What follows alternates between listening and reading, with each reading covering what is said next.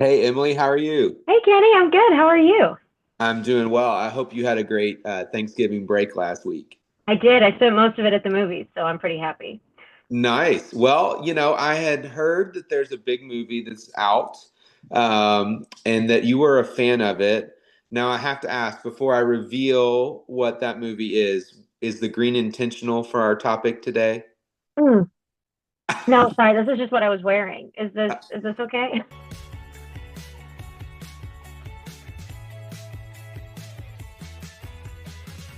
Yeah, because I've heard that you are one of the biggest fans of Wicked here at Common Cause. So wanted to had to check in with you now that Wicked 2 is out and see like how are you feeling about it? I'm feeling that I've been changed for the better after having seen it twice in the last week and a half. Okay. So twice, I'll admit, I don't think I'm one of the biggest Wicked fans, Okay. but willing to give it a shot. And I have to say, usually when you have a sequel, you're a little disappointed, but you saw it twice in a week. So what made you just fork over that cash twice? Most of the time, I'm a discerning theater goer, but not when it comes to Wicked. I was always going to like it, basically, no matter what they did, because it's been my favorite musical since I was like a dorky theater kid in eighth grade. Okay, so what about it? For the uninitiated, I feel like one of these people who like just discovered Taylor Swift or something. Like I've been missing out, but I know a little bit about it. I Yeah. know that it is Wizard of Oz, but not exactly the story that maybe folks grew up with. It's so true. There are two sides to every story, and this version of Wizard of Oz is about the Wicked Witch, about how she is has been the great victim of a campaign of misinformation by the author of Wizard of Oz, who created her, and many people over the years, and about her beautiful friendship with the Good Witch, quote unquote, Glinda. And in the first movie, of course, they sing "Defying Gravity," and that's sort of like Elphaba, the Wicked Witch Elphaba, jumping into like realizing her power and not going along with the spoilers fascist regime of the Wizard of Oz. Gotcha. So, I know no spoilers, right? We don't do spoilers here on What Are You Watching? But if I were to go see it, let's say I binge Wicked and I go see it in the next week. What would you tell me? Like, what could I be most excited about without spoilers? Without spoilers, I think a lot of people like Wicked Part One more than Wicked Part Two. Even in the musical, the songs are a little more fun. It's a little, easier to swallow. But if you are feeling frustrated by the state of the world today and you wonder what it would look like to just throw it all away and resist, and do it all with a set of like perfect, beautiful golden pipes that Cynthia Erivo sings with, I think this is your, it's not exactly escapist for us at this point, but it is really, I don't know, I found it very affirming. Gotcha. Well, we've talked to not me and you, but me and other folks have talked before about how life imitates art, and that seems like really true with a lot of our media today.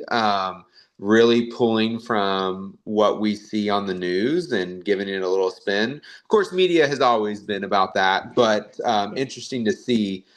Now, you mentioned two things that kind of triggered the other side of what are you watching for me. You said, fascist overtones, and Mm-hmm. I think you said this like misinformation.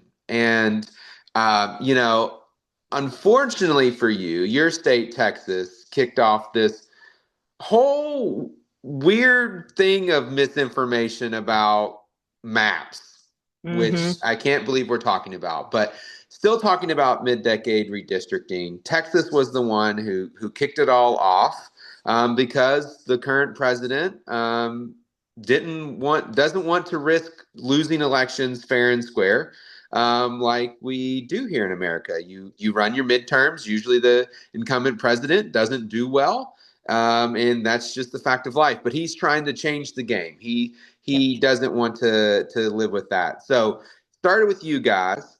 Now we're this week we've got Indiana, we've got Florida, I think Virginia. So it's been a whole big thing. But I wanted to ask you, I think people were surprised by a recent court decision that came out about your maps. Can you just tell us like as concisely as possible on a topic that's not concise? Um, what is going on with the state that first kicked off mid-decade redistricting? Of course. Texas, from the very beginning, our governor said, I want you to redistrict so you can draw districts based on race. He really wanted to do racial gerrymandering. In Texas, he wanted to eliminate coalition districts, which allow multiple racial groups to come together and elect a candidate of their choice. He said this all along until one day, halfway through redistricting, he realized that it is illegal to do that. He didn't switch his messaging fast enough, and a district court, actually a Trump appointee, wrote the decision ruling that Texas did an illegal racial gerrymander, and we had to go back to our 2021 maps. And then a day later, Justice Alito on the Supreme Court said, actually, we're going to do an administrative stay, and we're now using the 2025 maps. And life would be a lot easier if we could fly over on a broom and skywrite which maps we're actually under right now, and how we're waiting for the Supreme Court to tell us which maps our primaries will take place under next year. Gotcha. So still a lot in limbo there in Texas is what I'm hearing. Yeah.